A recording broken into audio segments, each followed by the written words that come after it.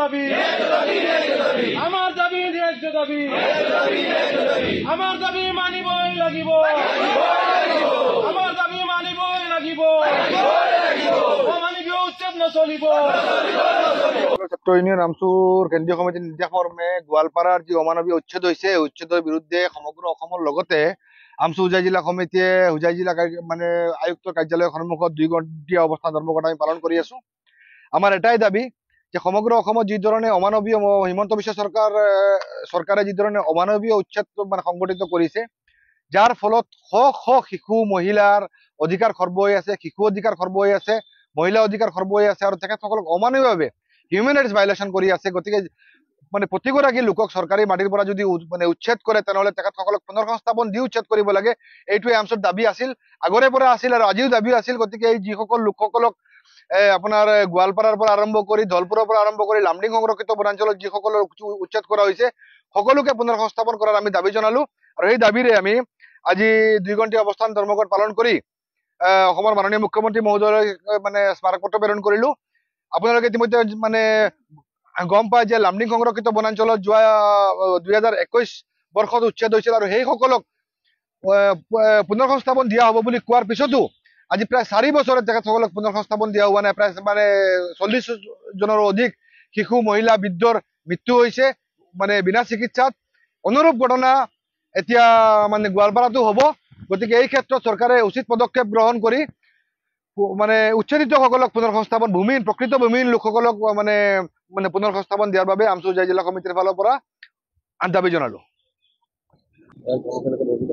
চাওক, অসমখনত যি ধৰণে অশান্তিময় পৰিৱেশৰ সৃষ্টি হৈছে বিগত কেইবা বছৰৰ পৰা এই চৰকাৰখনে অহাৰ পিছৰে পৰা সাম্প্ৰদায়িক মনোভাৱেৰে একপক্ষীয় মনোভাৱেৰে এটা নিৰ্দিষ্ট জাতিৰ ওপৰত বাৰম্বাৰ আক্ৰমণ কৰি আছে। উচ্ছেদৰ নামত অমানৱীয়ভাৱে উচ্ছেদ কৰি শিশু অধিকাৰ খৰ্ব কৰা হৈছে, ছাত্ৰ ছাত্ৰী অধিকাৰৰ পৰা বঞ্চিত হৈ আছে, ভাৰতীয় সংবিধানে দিয়া মৌলিক অধিকাৰৰ পৰা বঞ্চিত কৰি আছে। বিগত দিনত যিবোৰ অবৈধভাৱে উচ্ছেদ কৰিছে, উচ্ছেদৰ আজিৰ দিন পৰ্যন্ত 4 বছৰ 5 বছৰ হৈ গ'ল, আজিৰ দিন পৰ্যন্ত সেইসকলক সংস্থাপনৰ ব্যৱস্থা কৰা নাই। পুনৰাই অসমৰ বিভিন্ন প্ৰান্তত গোৱালপাৰাৰ পৰাকে আদি কৰি বিভিন্ন প্ৰান্তত অমানৱীয়ভাৱে ধৰ্মীয় সংখ্যালঘু লোকসকলক উচ্ছেদ কৰি আছে। আৰু এই উচ্ছেদৰ ফলত হঠাৎ জাননী প্ৰেৰণ কৰি উচ্ছেদ কৰাৰ ফলত বিভিন্ন ধৰণৰ হাৰাশাস্তিৰ সন্মুখীন হ'বলগীয়া হৈছে। শিশু অধিকাৰ খৰ্ব হৈ আছে, আবাল বৃদ্ধ বিদ্যা মুকলি আকাশৰ তলত বসবাস কৰিবলগীয়া হৈ আছে, ছাত্ৰ ছাত্ৰীসকলৰ শিক্ষাৰ অধিকাৰৰ পৰা বঞ্চিত হৈ আছে। গতিকে আজি আমচু কেন্দ্ৰীয় সমিতিৰ নিৰ্দেশ মৰ্মে অসমৰ প্ৰতিখন জিলা সমিতিৰ লগতে আজি আমি হোজাই জিলা সমিতিৰ জিলা আয়ুক্ত কাৰ্যালয়ৰ সন্মুখত প্ৰতিবাদী কাৰ্যসূচী হাতত লৈছো। আৰু আমি মুখ্যমন্ত্ৰী হিমন্ত বিশ্ব শৰ্মালৈ স্মাৰক পত্ৰ প্ৰেৰণ কৰাৰ সমান্তৰালভাৱে আপোনালোকৰ জৰিয়তে স্পষ্টভাৱে সকীয়াই দিব বিচাৰিছো, এনেধৰণৰ অমানৱীয় উচ্ছেদ কৰি মুছলমান লোকসকলক যি ধৰণে নিঃশেষ কৰাৰ পৰিকল্পনা কৰি আছে, এই পৰিকল্পনা আমচুৱে কোনো কাৰণতে সহ্য নকৰে।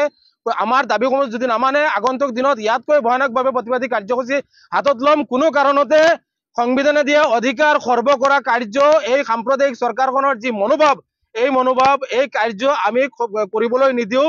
প্ৰয়োজন সাপেক্ষে গণতান্ত্ৰিক পদ্ধতিৰে আমি ৰাজপথ অৱৰোধ কৰি হলেও প্ৰতিবাদী কাৰ্যসূচী হাতত ল'ম। মৌলিক অধিকাৰ কাঢ়ি অনাৰ ক্ষেত্ৰত আমচুৱে বদ্ধপৰিকৰ আৰু যিকোনো ধৰণৰ প্ৰতিবাদী কাৰ্যসূচী হাতত লৈ অসহায় লোকসকলক সহায় কৰাৰ ক্ষেত্ৰত আগবাঢ়ি যাব স্পষ্ট। আমাৰ মূল দাবীসমূহ হৈছে যে এই অমানৱীয় যি উচ্ছেদৰ ফলত যি ধৰণে লোকসকলক হাৰাশাস্তি দিয়া আছে, উচ্ছেদ হ'ব লাগে, কিন্তু উচ্ছেদৰ পূৰ্বে এই ভূমিৰ লোকসকলক ভূমি প্ৰদান কৰি উচ্ছেদ কৰিব লাগে, ভূমিৰ লোকসকলক ভূমি প্ৰদান কৰিব লাগে আৰু শিশুসকলক সুৰক্ষা প্ৰদান কৰিব লাগে। ছাত্ৰ ছাত্ৰীসকলৰ শিক্ষাৰ অধিকাৰ বঞ্চিত হৈ আছে। গতিকে এই ক্ষেত্ৰত চৰকাৰখনে লক্ষ্য ৰাখিব লাগে। মহিলাসকলৰ অধিকাৰ খৰ্ব হৈ আছে। মুঠতে অন্ন বস্ত্ৰ বাসস্থানৰ ক্ষেত্ৰত চৰকাৰখনে যি ধৰণে তেওঁলোকৰ দায়িত্ব আছে, সংবিধানে এই লোকসকলক যি অধিকাৰ দিছে, এই অধিকাৰ দি ভূমি প্ৰদান কৰি এই লোকসকলক উচ্ছেদ কৰিব লাগে। অন্যথা আমি ইয়াৰ বিৰোধ কৰি আছো, আগন্তুক দিনত কৰি যাম।